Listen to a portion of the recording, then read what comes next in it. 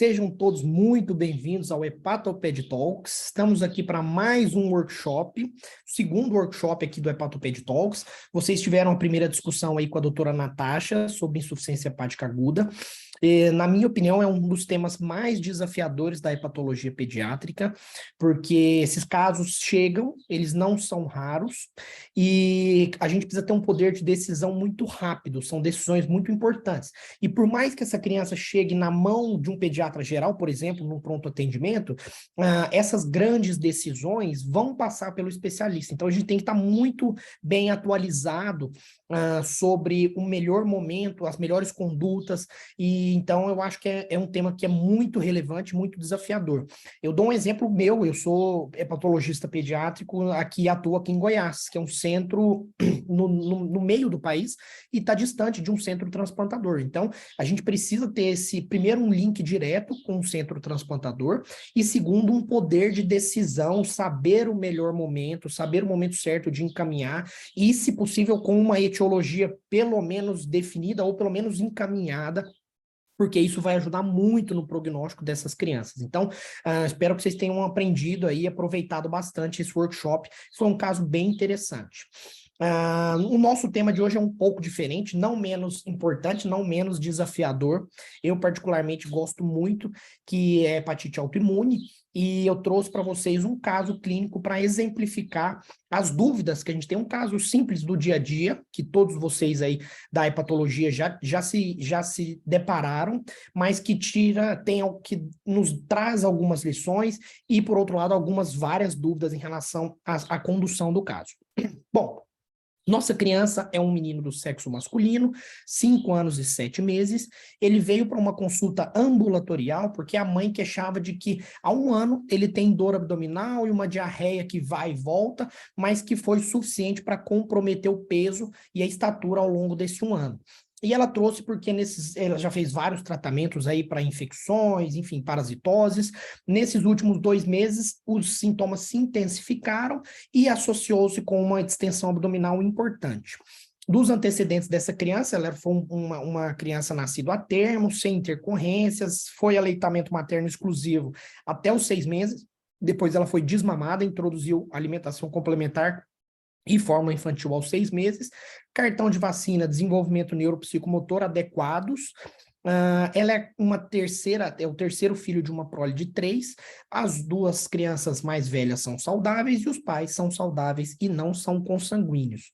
No exame físico, a criança estava com peso e estatura os 2 abaixo do percentil 5, sinais vitais todos normais, mas estava hipocorado, desnutrido e tinha uma hipotrofia muscular importante, além de um abdômen distendido, mas sem visceromegalias. Os exames iniciais revelaram aí uma anemia microcítica e hipocrômica, com a ALT normal. Na investigação mais detalhada dessa diarreia crônica, viu-se uma antitransglutaminase IgA normal, negativa, mas uma antitransglutaminase fração IgG de 13, o valor de referência aqui foi 10, com um antiendomísio positivo. Foi considerada a possibilidade, né, de doença celíaca, foi encaminhada essa criança para endoscopia digestiva alta, que veio um March 3B e confirmou esse diagnóstico. Ela saiu do ambulatório com uma dieta isenta de glúten, uma avaliação nutricional associada e uma suplementação de ferro.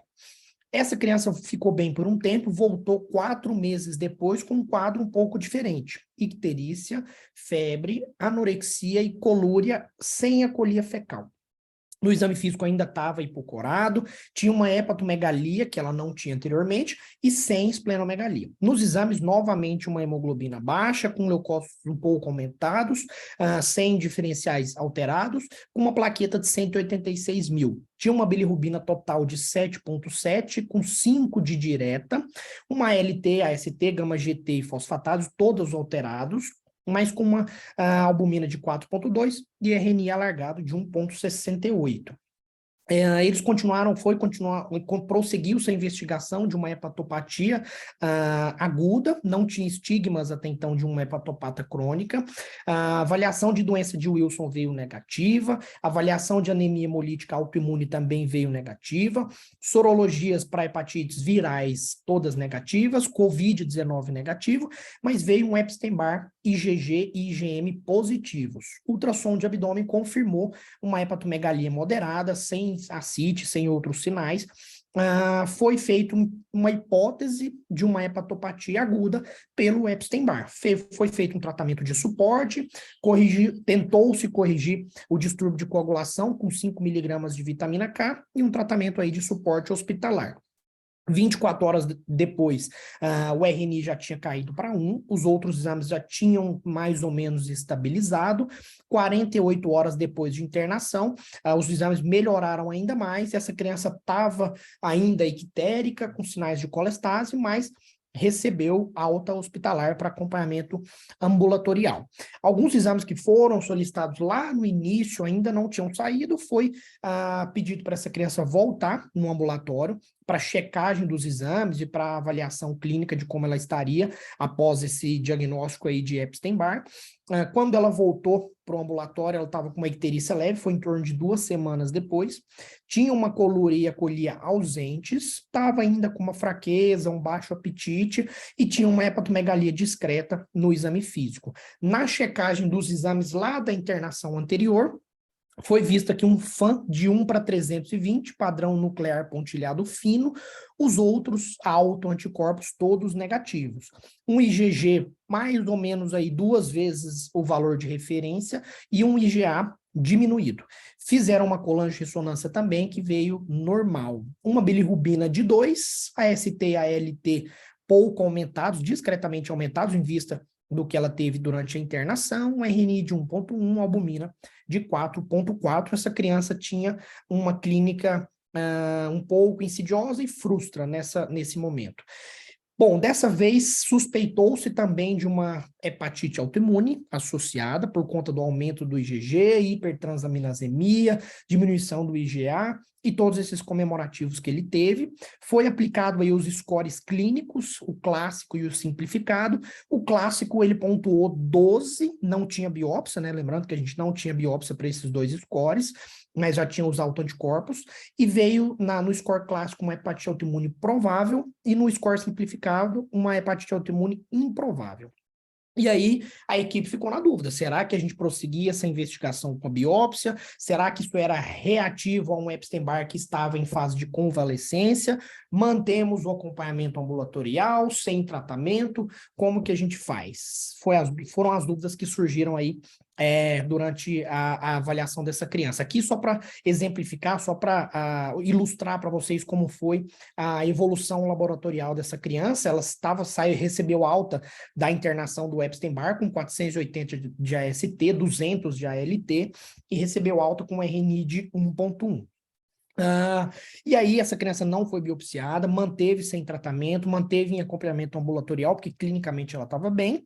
2 meses depois ela voltou para o pronto-socorro, novamente ictérica, uma piora expressiva da icterícia, dessa vez com colúria, acolia, anorexia, estava novamente hipocorado, com uma hepatomegalia novamente expressiva, voltou-se a achar a hemoglobina de 10,8 ali no limite, plaquetas despencaram de 88 mil, bilirrubina subiu bastante. Estava com uma bilirrubina bem baixa na última avaliação laboratorial, foi para uma bilirrubina direta de 11. A AST e a ALT estouraram, gama-GT fosfatase também, e o RNI bem alargado. Novamente, ainda não tinha o resultado dos PCRs ainda, mas novamente com Epstein-Barr, IgG e IgM positivos. Essa criança internou dessa vez, foram feitos 3 dias, né, 3 doses de vitamina K 5 miligramas, o RNI caiu para 1,4 e essa criança foi então biopsiada. Mesmo com o RNI de 1,4, plaquetas estavam relativamente estáveis ali, essa criança foi biopsiada, a biópsia veio com uma inflamação portal sem hepatite de interface, foram encontrados plasmócitos nessa lâmina, foram encontrados também uma transformação gigantocelular e uma expansão portal fibrosa com septos fibrosos curtos. Foi novamente colocado nos scores clássicos e no score simplificado.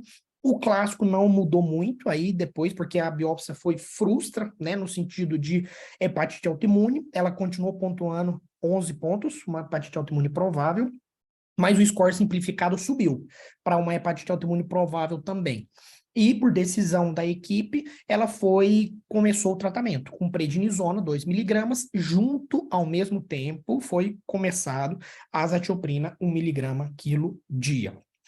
Bom, essa criança, assim como a maioria das hepatites autoimunes, essa criança teve uma resposta drástica ao corticoide, uma excelente resposta ao corticoide e ao imunossupressor. Depois de ali cerca de 10, 12 dias de internação, a criança estava assintomática, estava anictérica, não tinha sinais de colestase, os exames melhoraram bastante, ela foi de alta com 1,6 de bilirrubina direta, de bilirrubina total, 1,1 de direta, AST, ALT, aí 2, 3 vezes no máximo, valor de referência, um RNI estável de 1, com prednisona e azatioprina. Então, só para mostrar para vocês a evolução antes e depois do início do tratamento com corticoide e com azatioprina. Ela melhorou drasticamente, que é uma grande característica aí da hepatite autoimune. Ela chegou quase com uma insuficiência hepática aguda, não necessariamente preencheu todos os critérios de insuficiência hepática aguda, que é uma apresentação clássica aí da hepatite autoimune,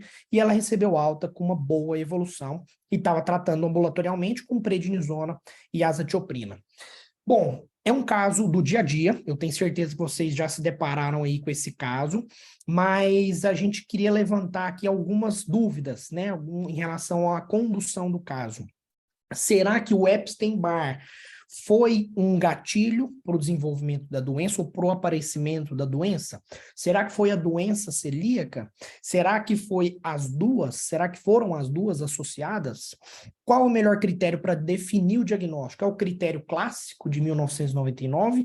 É o critério simplificado de 2008? São os dois juntos ou são os novos critérios de 2008 para cá, que agora levam em consideração a colangite esclerosante autoimune também? Quando que é indicado a biópsia? Será que a biópsia teria que ter sido feita lá atrás, quando foi feito o diagnóstico de hepatopatia por Epstein-Barr, ou no primeiro momento que se levantou a suspeita de hepatite autoimune, mesmo que os critérios não definissem a doença? Essa é uma dúvida interessante.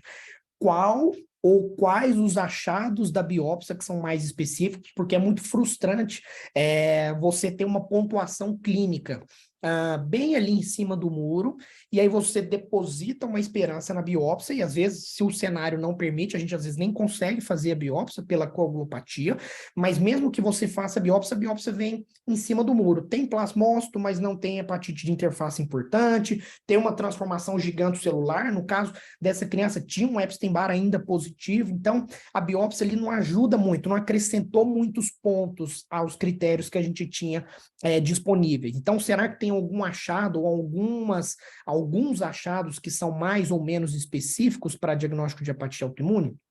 Qual é o papel dos autoanticorpos?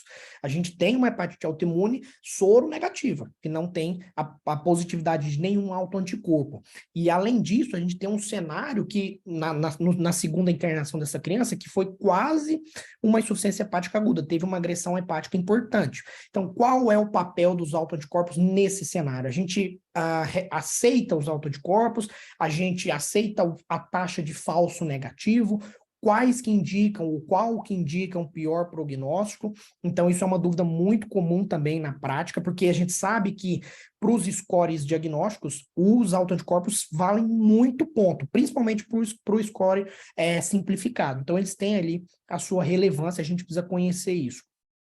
E a gente pode começar o tratamento mesmo tendo ali uma hepatite autoimune provável, mesmo não sendo uma hepatite autoimune definitiva? Também é uma dúvida que sempre gera. E por que iniciaram prednisona junto com azatioprina? É uma prática comum?